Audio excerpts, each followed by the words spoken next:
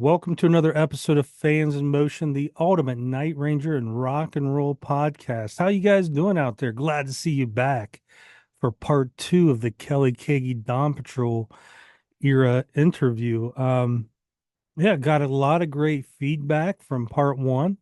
I'm glad you guys are back to listen to part two. A couple years ago, if you guys don't, some of you don't remember, we did a interview with Kelly that went back from his youth all the way up to the Dawn Patrol release. If you want to find that, obviously go to YouTube, or if you go to fansinmotion.com, go back. It's episodes 43, 44, and 45. That'll get you those years. Obviously, the last episode was part one. Here is part two. So thanks for joining and joining us for part two. Listen, go uh, subscribe to the Facebook page, to the YouTube page, all the pages, man. Go to them all. Click subscribe and join and all that good stuff. But here you are, Kelly Keagy, part two. Enjoy.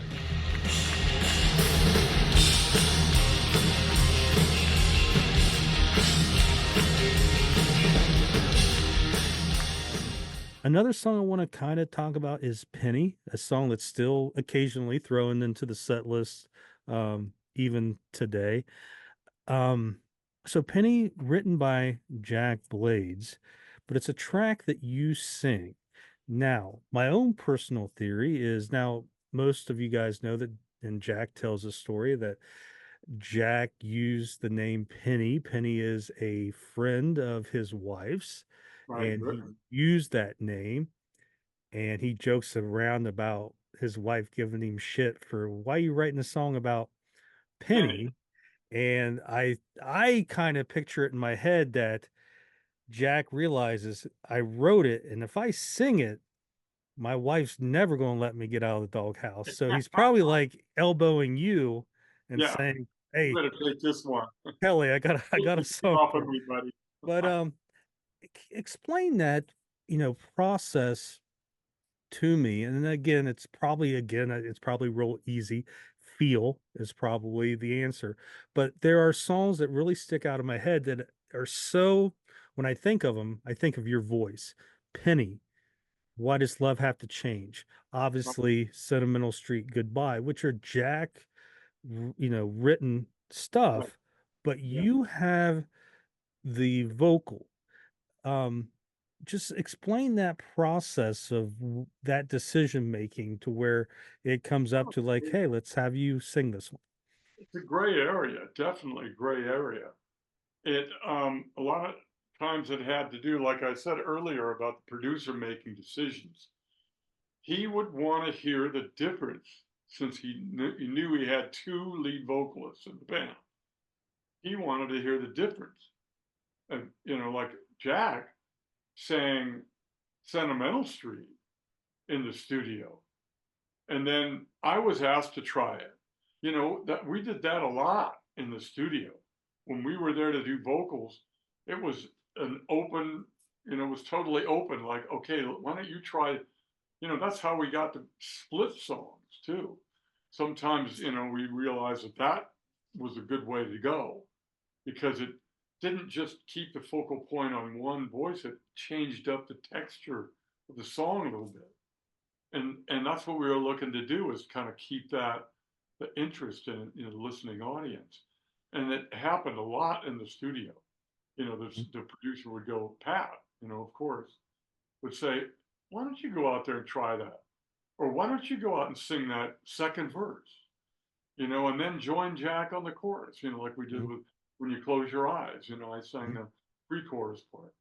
I mean, and with, like Young Girl in Love, if we were sitting together and we came up with melodies or whatever stuff like that, right then we would know if somebody was going to be really good for that song.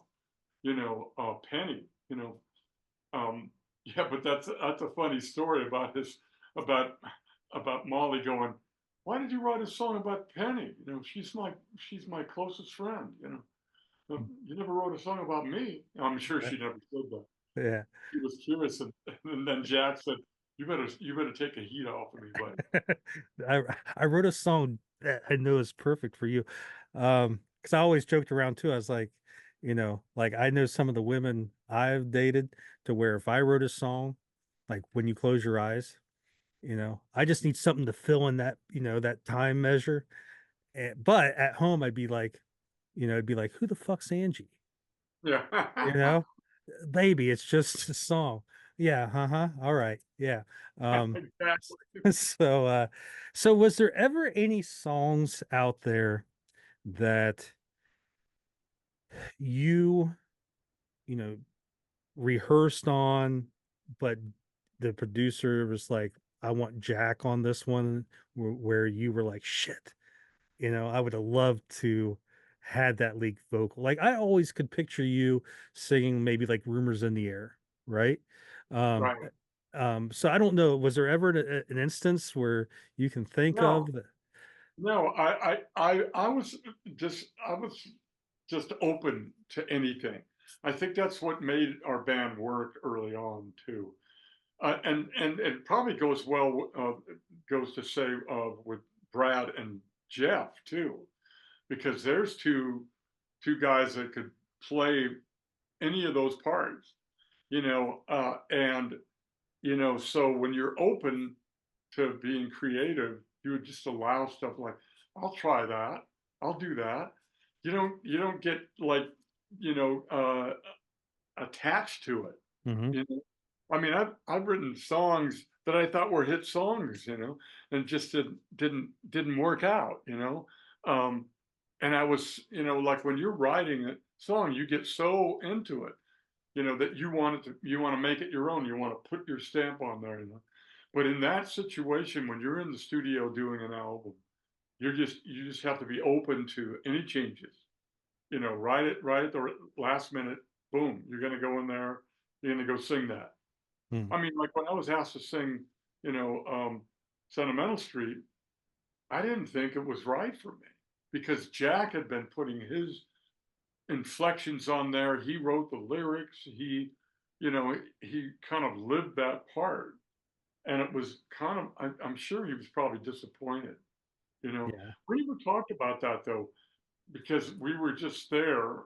It's like, okay, you try it. Okay, you go in and try it. So when it came down to that, I don't think. Well, Jack and I never really talked about Hmm. it. It was a decision that was made by Yeah. Pat.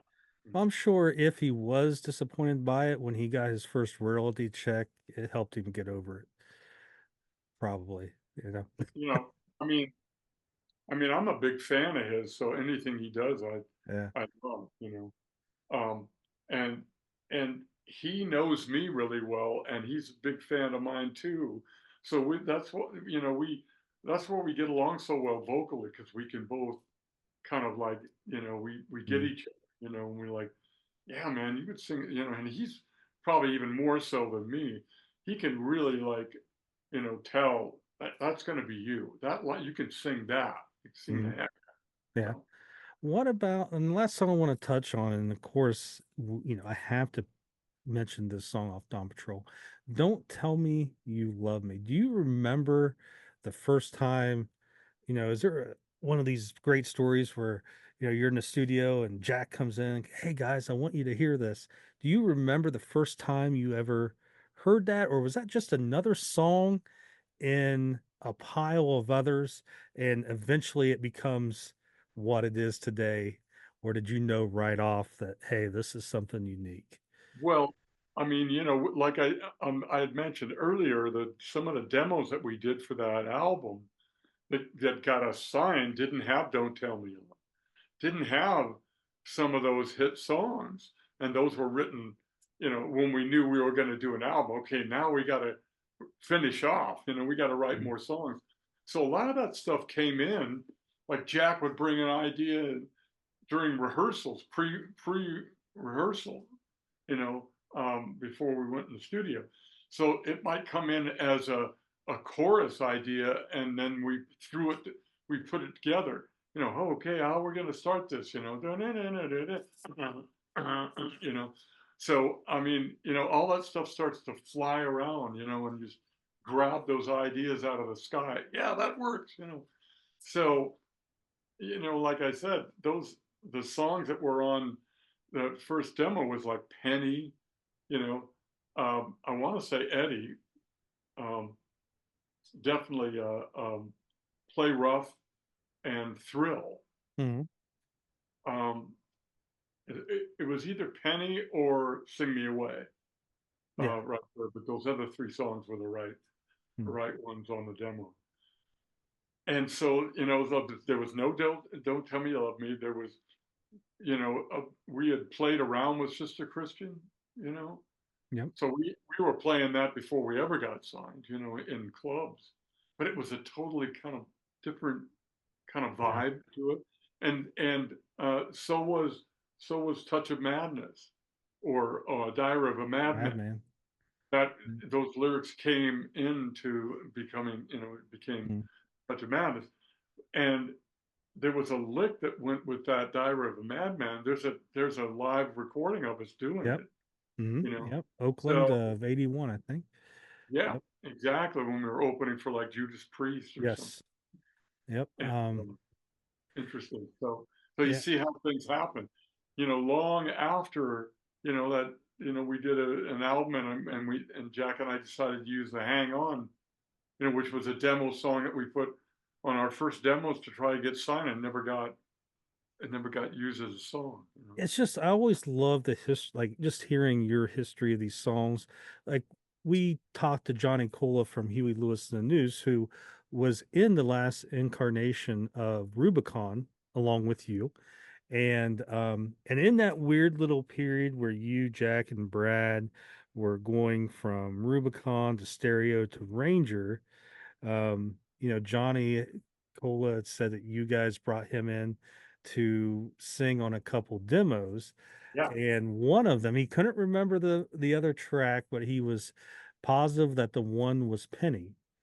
yeah. And it was just cool just thinking, that Penny was one of those original tracks before some of the others, and that there's a version of Johnny Cola singing it. And um, Probably singing the background. well, he said that he sang the lead vocals on it, but he said even though it was a demo, he thought you guys he thought it was more of a audition, maybe just to see how well he could sing and maybe go to like backup vocals. Again, I think this is more stereo when maybe you guys were going to have Yeah, horns, I don't know. it And was. Yeah. and he said that, obviously that never materialized, but he said that he sang lead vocals on two songs for you guys for that demo. And he said also, he said he pretty much has everything that he's ever recorded. Like he has that whole archive, and he said he does not have those two songs. Oh So my! I if you was I ever was hoping you were going to say you had it. no, so if you ever come across it, but he did remember Penny. He said he probably remembers Penny just because it made it onto the record. He goes, Yeah, maybe the second song he couldn't remember, and maybe it was something sure. that never made it onto a Well, record. we have the master tapes Mm, of those demos. They were 8-track. mm. Um, and I think it was Gary Peel Yep. brought those tapes to us because he had the tape machine and we recorded in his studio. So he brought them over and we have them. I think Jack has them in his tape vault. So we were going to crack them open and listen. Um, Well, but you have a lot of it was fans right now. the Just like miserable version of Sister Christian. well, listen, So they're slow. It was like gut wrenching. It was on a cassette and it was a cassette of those yeah. that point of time, when we did those demos. I don't remember Colin um, singing on them though.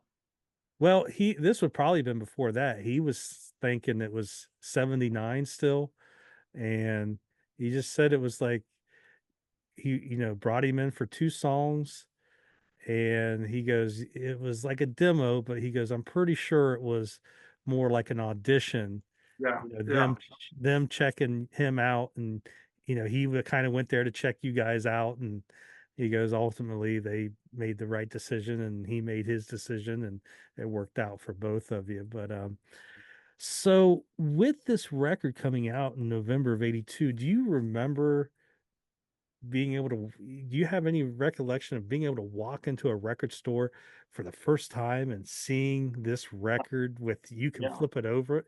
Do you remember that, anything? Well, the one thing I remember is we went to Japan first and overwhelmed on the promotion and the attention we were getting in Japan.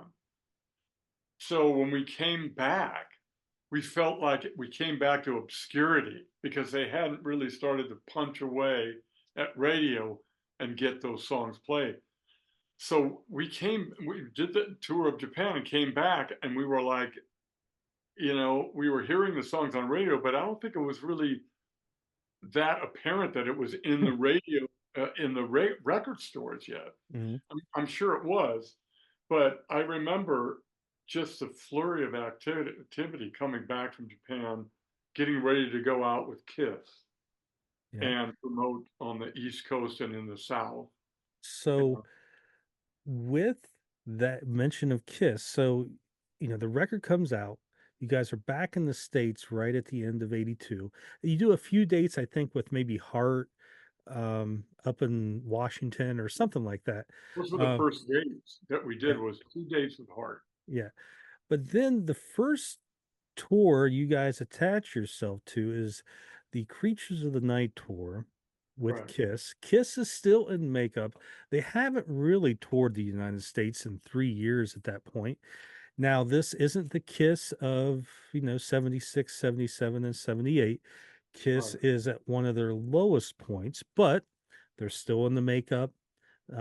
They've got two new members, Eric Carr, Vinnie Vincent, but it's still Kiss. They're still playing arenas, maybe not fully packed, but you guys are suddenly thrust into going to shows or playing concerts in arenas for this iconic band in makeup, which again, I think it's the uniqueness of it is it isn't like you're going out again opening for Heart, which Right. is a great classic rock band. You are opening for the makeup and the tank and the Like it's real, explosions. real Um, hard rock, real the real thing. I know, and we were kind of nervous about that. I mean, especially in the beginning, because Kiss fans are pretty, they're pretty tough on you, especially if they don't know you. And we weren't metal looking at all back then. We had a lot of color and just like so yeah, there was some times when stuff was flying up on stage, and it was like somebody's going to get hurt, you know, big chunk of metal, on the stage and shit like that. So, but we learned then, about performance. You can't just stand up there and play. You have to perform. And I think that was what got us moving quickly. Is that we it was like, okay, guys, you got to be a moving target. You can't don't don't worry about it. Just get out there and rock and roll. Don't stand in one place. They're going to be throwing shit at you. You know. So in the beginning, that's kind of what it was, and then we started to be comfortable, with it. So yeah, I mean those first days with Kiss were great. I mean, we played with Heart, and that was right at the end of the year. We played in Portland and in Seattle, so like right in their hometown. So that was fun. But then once we got with Kiss later on, and that was when it really started to like that's a become, good rock and roll 101 to yeah, kick off, you totally know, your touring career. Um, so you're on this tour, your album's just breaking, you're out there with Kiss, and then almost right from Kiss, you guys go to Sammy Hagar. right. Probably a better fit. Yeah, Um, and history. I mean, obviously, you guys are kind of the same area. You guys knew David Lauser, Gary Peel, the guitarist had helped produce some of your first demos. Fitz was in Sammy's band, in the Yeah, 78. there They was a were great both, camaraderie yeah. when we went on that tour. Every day, it was great to see each other, talk, just shoot the shit or whatever, and just we got along really great.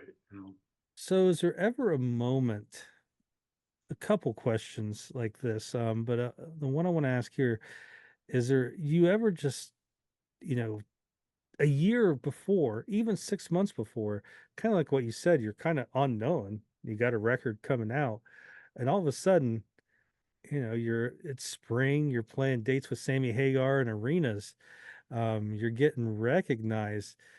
Do you ever get like, and again, you'd been at this for 8 years, Yeah, with rags and studio work and all this other stuff, Rubicon. And do you ever feel like this sense of accomplishment? Do you ever get to like smell the roses, or is it just constantly everything just happening so quick? yeah, a lot of movement, a lot of action going on. But where you get it was when you're standing there and you're playing those songs and you're getting that reaction from the crowd. That's where you really feel it. And then as that tour went on and we'd have some days off or whatever, we started to see people recognize us when we were out carrying our laundry to the laundromat from the hotel or something. Mhm. Somebody go, hey, and because the video was really getting a lot of play, and of course we were in town where the concert was going to be, and people just were looking for you. So that really started to become apparent that it was like, wow, things are really different now. Things are really changing. Not just this guy that goes and plays cover tunes and with the Alameda All Stars and you know um, on weekends. It's like our music.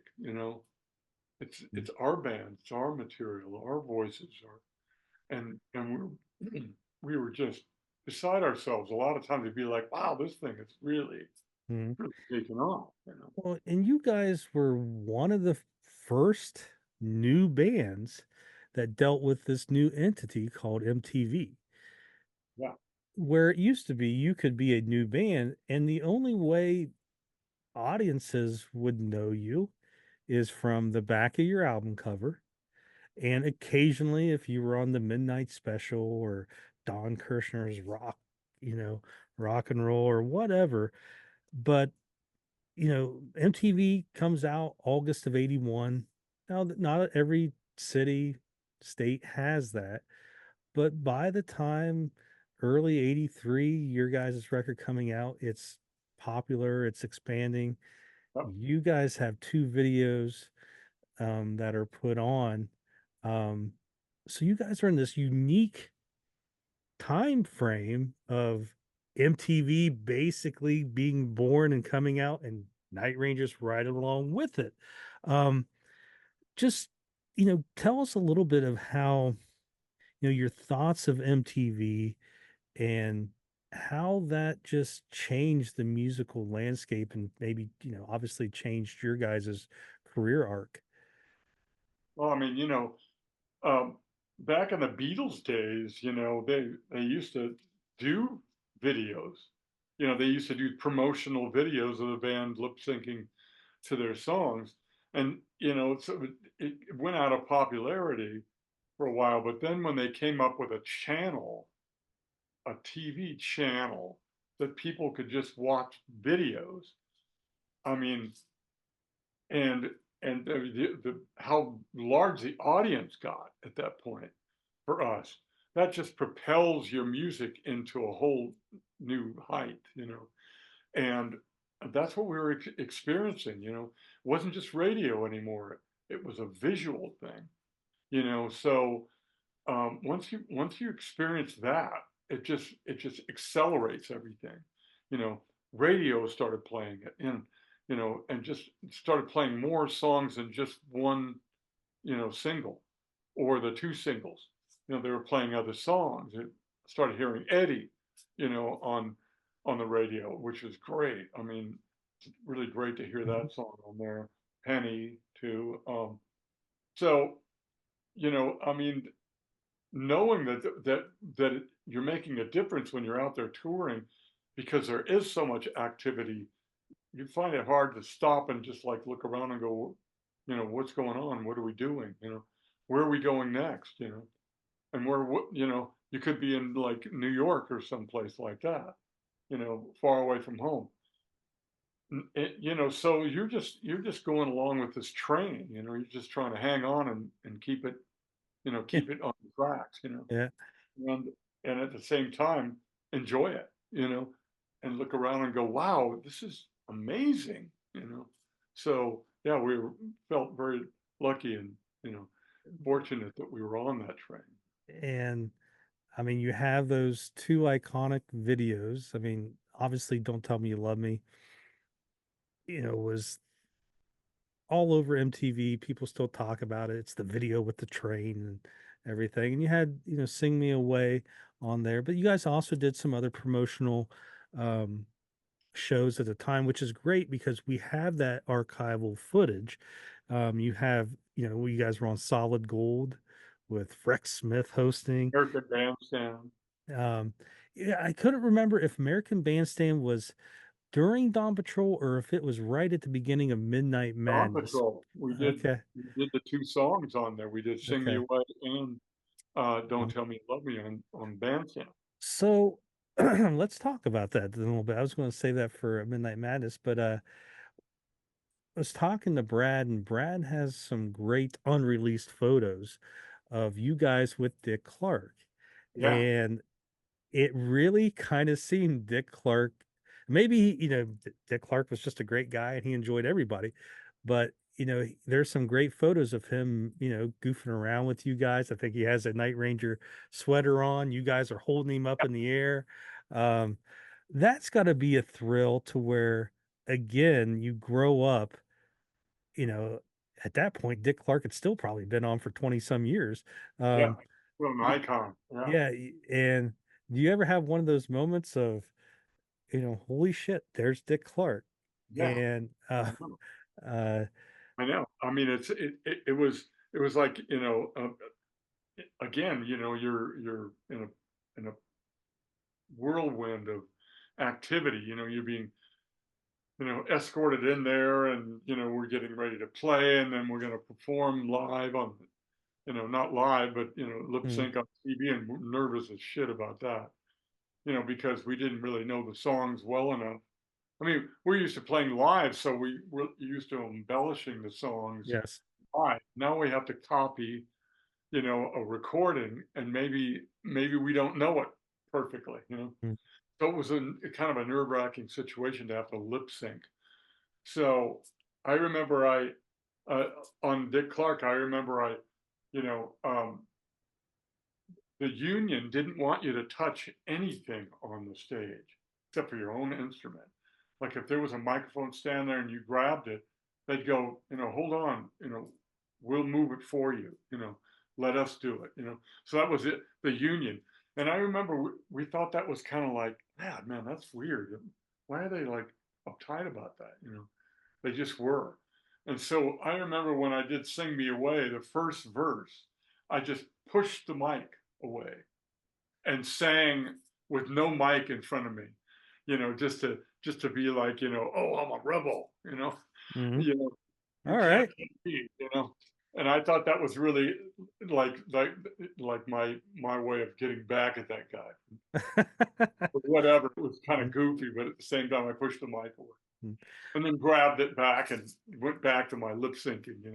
But that Um, was, I mean, we were pretty green, we were pretty raw and green back then, mhm, especially doing that show. That was like the first time we were on TV. yeah. And now that you mentioned that, um, I spliced together maybe the last minute of you guys doing Don't Tell Me You Love Me. And I posted that on the Night Ranger socials maybe 2 months ago.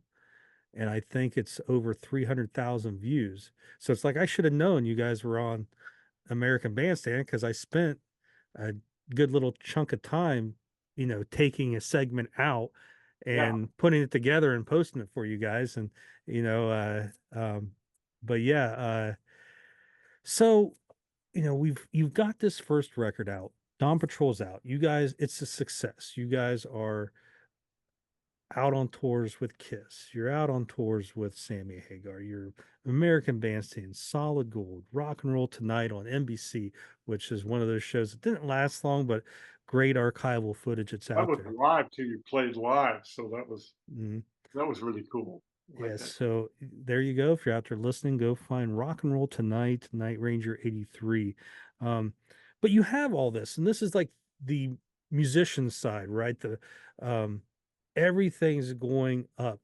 But how does that impact, you know, the fame part? How does that impact your relationships with the people that have been in your life?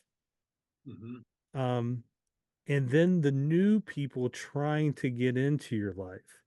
Um, you know, talk a little bit about, I mean, we all know the upside of fame. I mean, you can get a table, uh, the good stuff, right? Yeah. But talk about just some of the things that maybe people don't, you know, realize it comes with the fame. Yeah, the tough part about it too is in the beginning of your career. You know that you've got to keep the momentum going, and you can't stop. You want to keep rolling, and maybe into the next record, and after you do the tour, you have to go get ready for the next one. And where's the material coming from? Let's get going. But yeah, I mean, back then, no cell phones, of course.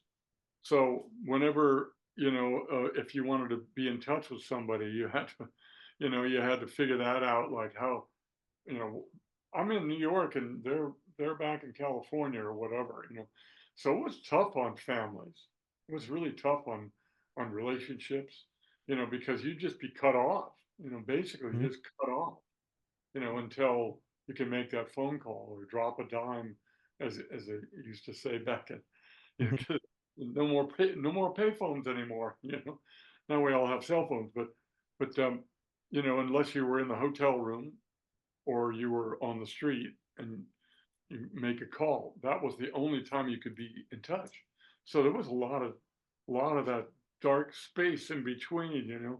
So it was tough on families, and moms and dads, of course, were wondering what's going on with you and stuff like that. So yeah, it Did, it was pretty difficult. did you ever, was there ever, because I sometimes read about it, I've seen it to where, you got yourself and you've got your peers, other musicians, right? How, and you've been equals for years, but all of a sudden you've made it and they're still here. Mhm, mhm. How does that impact relationships? I mean, I'm Right. sure there's some that they're happy for you and nothing changes, but I'm sure there's some where jealousy gets involved. Well, I'm just as talented as this guy. Um, do you get those types of relationships? Just, And you know, um, maybe some childhood friends. Um, I have a friend that's still my close friend uh, since the beginning. We played in bands first together when we were 7. A guy named John Pileggi, who's still playing amazing guitar, and he he just uh, did some of your work on the song for your mother's tribute. exactly, he played all the instruments on that, and then our other friend that was I kind of lost touch with, and I don't think it was jealousy or anything like that. We just didn't keep in touch, and I haven't heard from him for, a long time. But I hear about him through John, Mhm. so I know he's still around and stuff like that. But, as far as like the other musicians and peers like that, I mean, everybody was pretty much like, man, I can't believe you guys are doing so great, and I hope we get to get that chance, and sometimes they didn't, Yeah. and I always felt weird about fame back in the day. I always didn't want to talk about it. I didn't want to rub it in, or I didn't want to boast, or I didn't want to. That was just me, you know. I wasn't good at talking about myself, you know. So I always kind of kept that to myself, you know. The whole fame thing I thought was fleeting, and or maybe could be, and didn't want to buy into it too much, you know, because it could go away tomorrow, you know. Yeah. I was just Um, looking at the moment, moment by moment, you know. yeah. That's probably the best way to do it. And I guess the other thing with fame is you do find out you have a lot of cousins. Yeah, that's right. Um, There's no doubt about that. Yeah, well, you know, a lot of people would come out of the woodwork, and it was great. You know, it yeah. was great to have that extended family that you didn't know about. Well, Kelly, thank you for jumping on here with us. Again, I'd love to have you keep coming on, we'll, segment by segment, um, because it gets, the Night Ranger story is constantly getting better. I mean, again, you're going to have these ups and downs, but we got the whole story arc of you guys are killing it. And now And you're going to get a totally different story from Brad and a totally different story uh, from Jack. I don't remember it like that. I remember it was yeah, but you going guys, to be really interesting. and then you got a record label going out of business that you guys are Yeah, on. we'll get to that one. Let's get Um, to that. so, but thank you for jumping on here with me, Kelly. And again, everyone, uh, keep tuning in. We're going to hopefully keep getting these stories out here from Kelly. And again, Go to the Kelly, next record after this. I appreciate it, brother. All right, my We'll friend. get part two. I'll get all the notes ready, and man, we're gonna hit every fucking record. But Kelly, thank you for jumping on here with me, buddy. Absolutely.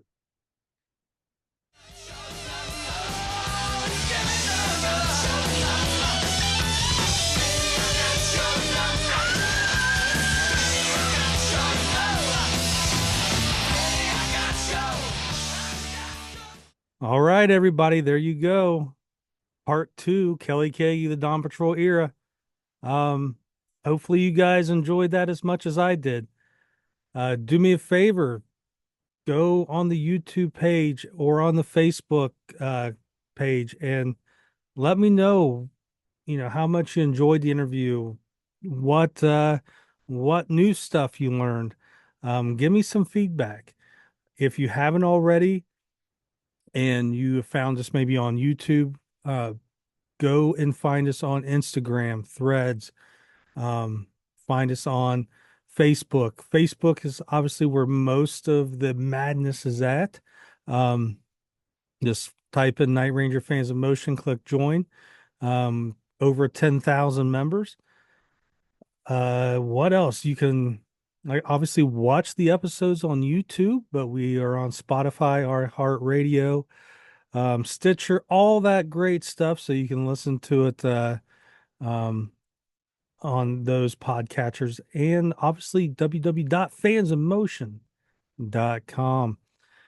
So listen, we got some great interviews coming up, some other things, some other type episodes coming up. So just stay tuned, and we will meet all your podcasts and Night Ranger needs.